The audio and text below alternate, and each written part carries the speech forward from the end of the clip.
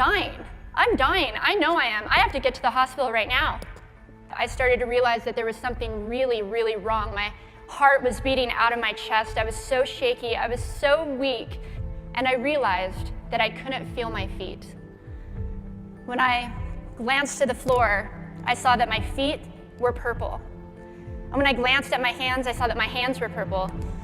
And when I looked at my reflection in the mirror, I saw that my nose, my chin, and my cheeks were purple as well. I was dying, and I knew it. I immediately began to panic. My heart was beating out of my chest. I was seeing tunnel vision. I was sicker than I could ever explain. As I lay in a coma, that the doctors diagnosed me with something called meningococcal meningitis, which is a vaccine-preventable blood infection. I was given less than a 2% chance of living and immediately put on life support. We have no idea how I got it, so for all I know, somebody could have sneezed on me when I was in the elevator at work, and maybe that's how I got it.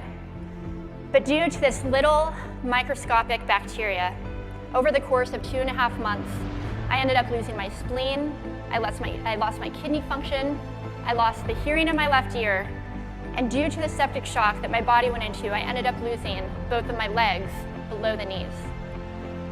My life changed like that. I went from being a normal 19-year-old without a care in the world to now relying on machines, mechanics, and medical innovation in order to live and in order to even survive. And I thought the worst was over. That is, until I saw my new legs for the very first time. They were these bulky blocks of metal with pipes bolted together for the ankles.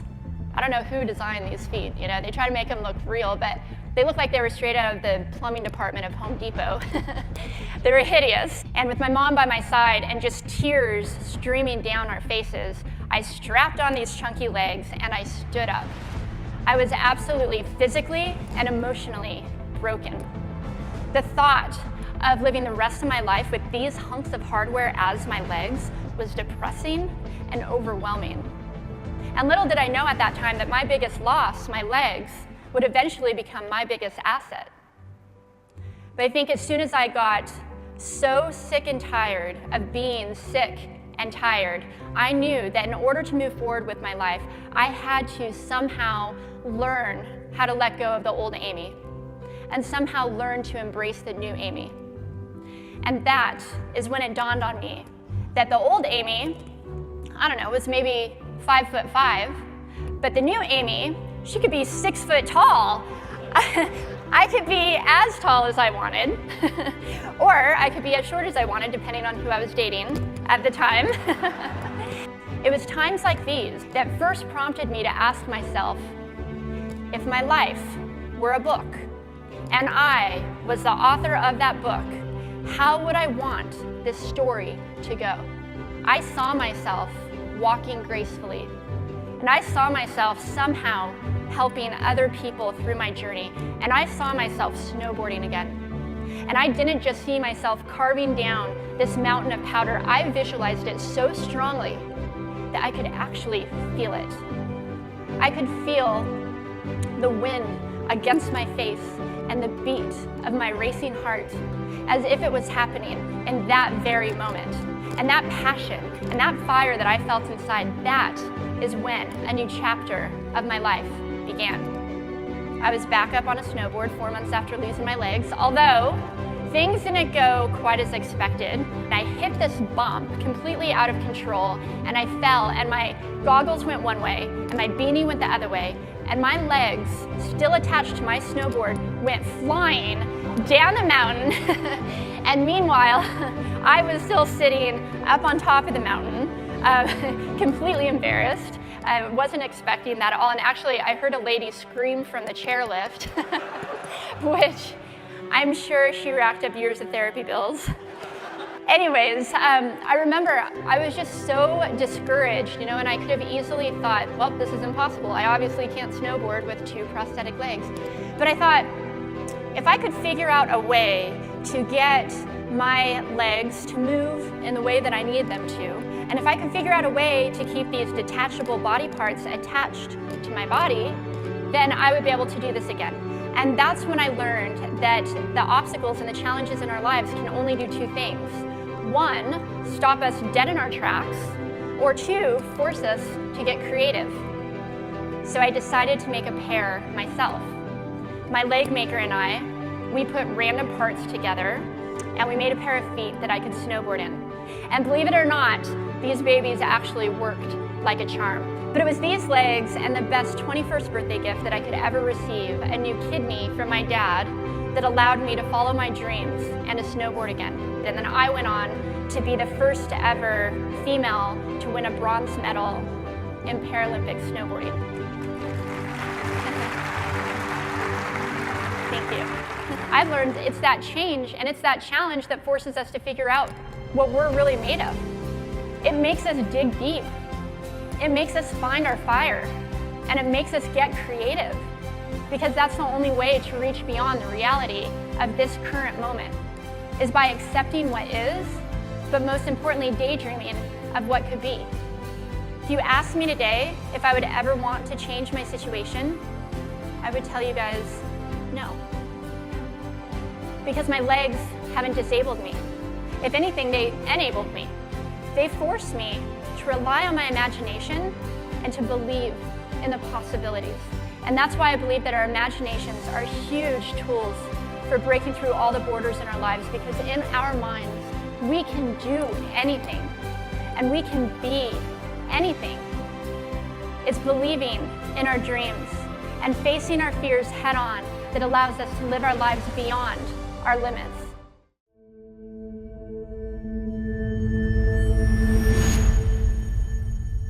When I walked out here, I got to be honest, I was pretty nervous. I hope I didn't, bomb this. Because last time what happened? So on the screen, you were going to see my best friend, my wife Kelsey. She winds up telling me with excitement and fear that she's pregnant. 9 months go by and my daughter's born. And the reason I know that my wife is the best in the world is because when I looked at my wife and I said, what do you want to name her? You think Madison or Avery?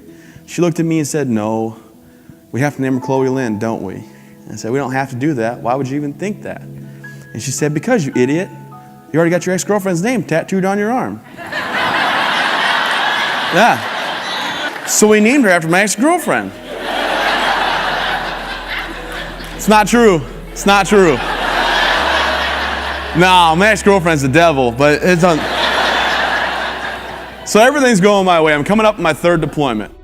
I gotta go over to Afghanistan for my third time. Start putting our stuff on like normal. As we're going over what we're gonna do, we're strapping our gear on. We go out with the minesweeper and we start sweeping the ground back and forth. Back and forth, nothing alarms us there's anything there. I take my backpack off and I set it on the ground. It hits the ground, and underneath it is a bomb. And it takes my right arm, right leg automatically. They rush me into surgery, right? We're gonna fast forward into the surgery here. And they cut my left leg off because it's already gone. And then 2 days later, they have to cut my left arm off because the skin and neck are tied. So I'm a quadruple amputee. 3 days later, I arrived at Walter Reed in Bethesda, Maryland. My wife came up to me, right? And I saw her. And when I finally got the chance to talk to her, I said, Kelsey, you don't have to do this. Take the house, take the cars, take whatever money we have saved up and go. This is not the life I would choose for you. And she thought about it and she said, I was thinking that. Yeah. Yeah. And then she came around and she said, you know what? Handicap parking sounds enticing. I'm gonna stay. But if you can imagine, she actually at 23 and I'm 25 and our daughter's 6 months old said, you know what? I'm gonna be here. We're gonna get through this together. So I'm at Walter Reed and I'm trying to recover. I had to find motivation, but I find motivation in my wife and my daughter. And all of a sudden there's a brotherhood at Walter Reed. A robot walked into my room and the first thing out of this guy's mouth was, hey man, welcome to the club. I said, I want to be in your club. He said, kind of late now, don't you think? I said, oh, you got me there. And his name was Todd Nicely. And he showed me that with hard work and determination, I could walk again. And two things went off. Number one, this guy showed me the way that I can get better. I can still be there for my family. And number two, he's a Marine. And if a Marine can do it with how dumb they are, So the things I wanted to accomplish, I wanted to be able to feed myself again. I wanted to be able to pick a fork up and put food in my mouth. You see, I couldn't do that for 5 weeks. At 5 weeks, I was out of my recovery stage enough where I was healed up and I could grab a fork. I also was tired of sitting in a wheelchair. I thought, you know what, I want to be able to walk again. So 7 weeks and 4 days into my recovery, I took my very first steps at Walter Reed. It was very painful, it was not easy. And as I was walking around the track, they said, you'll walk 1 lap today. And I went ahead and walked 3 laps that day. And when I got done, I sat down, took a breather, and realized this could be something that I do. Now the next thing, ladies and gentlemen, is my hand. And this thing's the coolest thing in the world. On the screen, you're gonna see the most important hand that I own, right there. It's not the one I'm wearing, no, that one. That one's called a Greifer. That hand is in a Crown Royal bag on the top shelf of my closet. Yeah, and nobody touches that hand because that hand closes 25 pounds of pressure. And you see my daughter is 7 years old. Yeah, in 9 years, Johnny's gonna come knocking at the door. And he's gonna be like, hey bro, like, did you just bro me, Johnny? That's 25 pounds of pressure. He's like, oh dude, that hurts. Johnny, there's no strike 2 and 3. This is 2 and 3 right here. Crunch. I break his hand. I know, sad. He's like, let me go, let me go. I pull Johnny close. I don't let him go. No. I say, Johnny, guess what? I don't know what. No fingerprints, Johnny. Remember that, Johnny. When I got blown up and I was down and out and I was wondering why did this happen, I was embarrassed, I was angry, I was questioning, am I a bad person? Does God hate me? And the biggest question I honestly had, ladies and gentlemen, was why didn't I just die? Why did I live through this? And I found the answer in my family. And I found the answer in Todd Nicely, that corporal that came to see me that was retired from the Marine Corps, that told me I would be fine. So I decided I was going to talk to everybody I could that was at that hospital. And at Walter Reed, amputees are what you normally see. And me missing all 4 limbs, that was the worst you were gonna see. So I'd go room to room, and I'd say, hey, I'm Travis, you're gonna be fine. Same message Todd gave me from that experience. Some people found out I did that. I became known as the mayor of Building 62, and they made a documentary on me. I don't think my problems outweigh anybody else's. I am fortunate to live in a nation where I can wake up in the morning with no arms, no legs, strap my legs on, right, throw my arm on, go in the elevator and go out, and live life to the fullest. Take my wife and my daughter wherever we want to go. The 2 life lessons that I have learned that I want you to go and pass along to everybody that you meet is number 1, don't dwell on the past. I learned that because when I was sitting in my hospital bed, closing my eyes and wishing that this did not happen, I realized you're not going to change the past. I can't change what happened yesterday, and I can't change what happened 6 years ago in Afghanistan. So I reminisce the 25 great years I had with legs and arms, and I've had 6 pretty great years without them. But with that experience and so many more, is you can't always control your situation. But I can always control my attitude.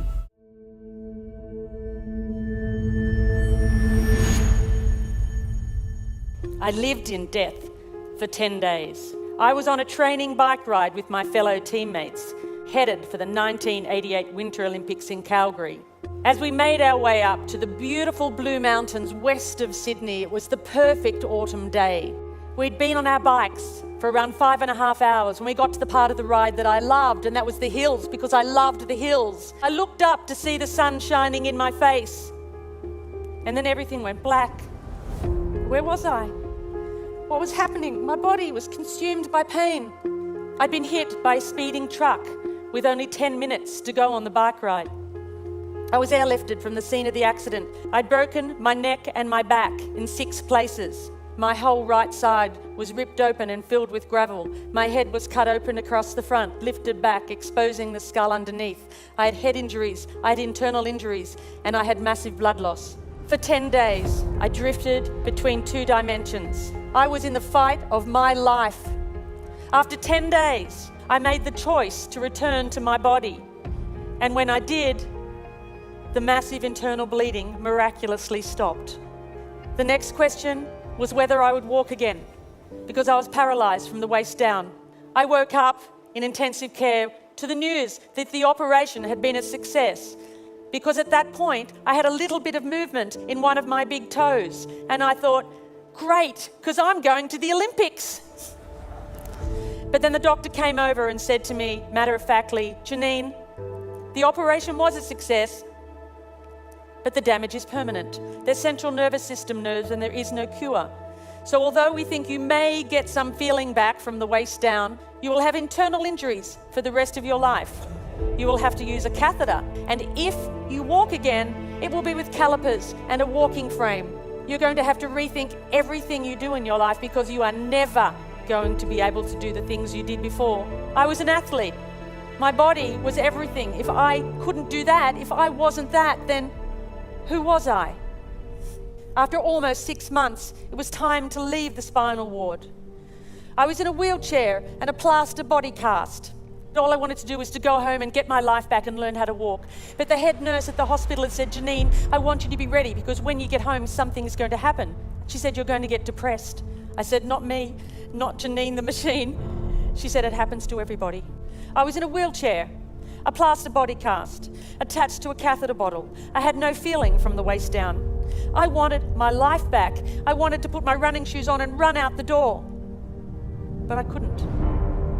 And I got depressed. And there were days when I didn't want to get out of bed and days when I didn't get out of bed. And I can remember my mum sitting on the bed and we were both crying and she said, I wonder if life will ever be good again. And I thought, how could it? Because I've lost everything that I valued. At home, sitting outside in my plaster body cast, an aeroplane flew over my house. And in that moment, my eyes and my mind were open.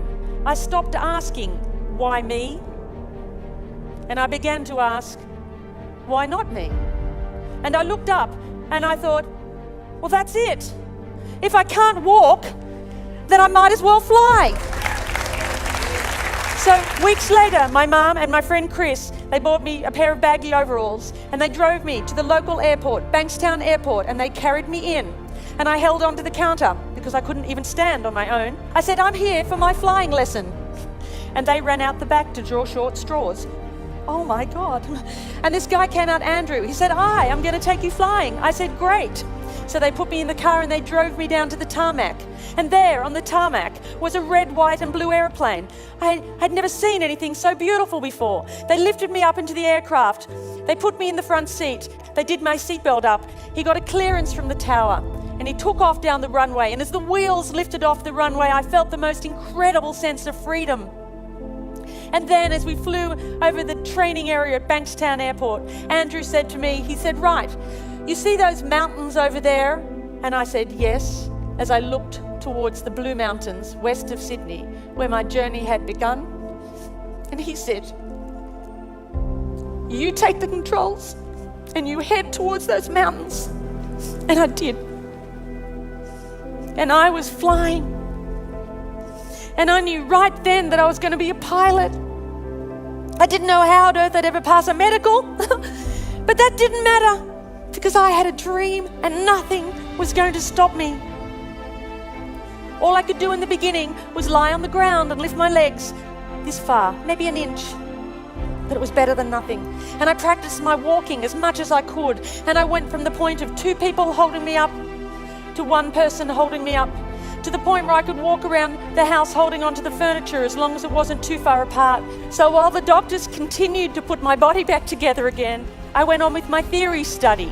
And then amazingly, eventually, I passed my pilot's medical.